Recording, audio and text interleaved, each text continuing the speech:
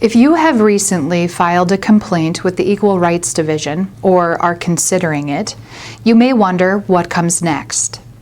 After we receive your complaint, an equal rights officer begins the investigation process. The average investigation can take up to 6 months, and in some cases, even longer. If you file a complaint with us, you are the complainant. If a complaint is filed against you, you are the respondent. Once the division receives a complaint, we assign an investigator to the case. The investigator, known as an equal rights officer, sends a letter to the respondent formally announcing the complaint. This communication includes a copy of the complaint. Respondents are instructed to answer the complaint in writing within a specified period of time. Their answer is called a position statement. Respondents may ask for an extension to provide their position statement. They may also request early mediation if they are interested in working through the issue with the complainant.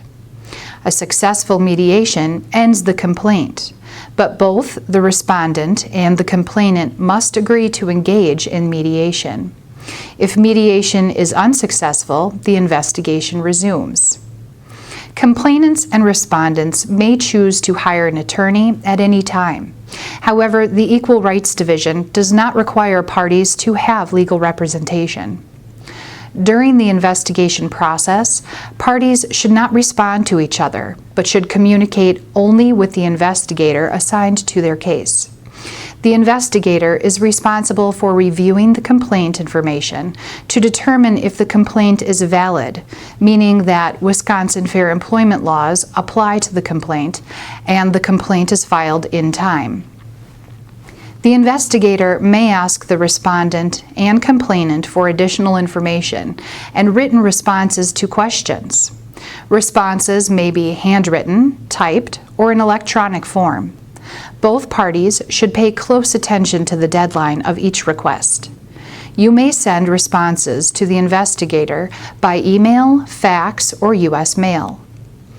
The investigator is impartial and compares the information and claims from both sides with the law and similar court cases.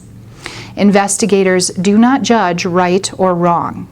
They look at what a reasonable third party would conclude happened, drawing from direct statements, events, documents, texts, witness statements, what appears to be the situation from related information, and any other considerations. The final stage of the investigation is called the initial determination, or ID. It is the investigator's formal report of the investigation. The two outcomes of an initial determination are probable cause, a reasonable suspicion that the law may have been violated, or no probable cause, or that the complainant has not provided enough support for probable cause.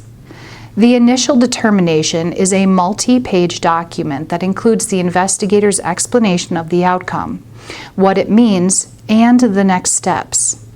The Equal Rights Division mails the initial determination to both the complainant and respondent. Depending on the initial determination, parties may begin to prepare for a hearing or appeal the decision.